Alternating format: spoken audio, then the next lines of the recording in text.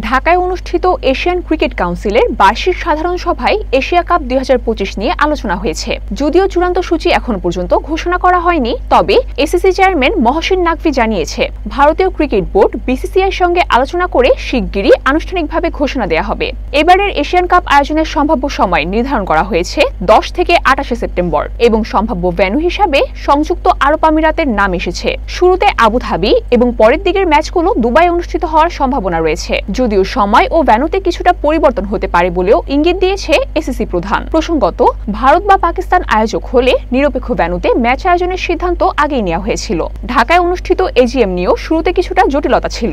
বাংলাদেশে এ সভা আয়োজন নিয়ে আপত্তি ছিল বিসিসিআইয়ের, তবে শেষ পর্যন্ত তারা ভার্চুয়ালি বৈঠকে অংশ নেয়। সভা শেষে সাংবাদিকদের সঙ্গে কথা বলতে গিয়ে এসিসি প্রধান বিসিবি সভাপতির প্রশংসা করে বলেন, বাংলাদেশ অসাধারণ আতিথেয়তা দিয়েছে। বিসিবি সভাপতি আনিমুল ভাইকে ধন্যবাদ জানাই। এছাড়া সভায় জানানো হয় ২০২৬ সালের এশিয়ান গেমসের র্যাঙ্কিং এর ভিত্তিতে ১০টি পুরুষ দল ও ৮টি নারী দল অংশ নেবে। নতুন ৩টি দেশ মঙ্গোলিয়া, উজবেকিস্তান ও ফিলিপাইন এসিসির সদস্য হিসেবে যুক্ত হয়েছে। সভায় এসিসির সহসভাপতি নির্বাচনের কথা থাকলেও তা শেষ পর্যন্ত হয়নি। কমার্শিয়াল পার্টনারদের সঙ্গে বিসিসিআইয়ের কিছু বিষয় এখনো প্রক্রিয়াধীন থাকায় চূড়ান্ত সূচির জন্য আরও কয়েকদিন অপেক্ষা করতে হবে বলে জানিয়েছে সভার একটি সূত্র।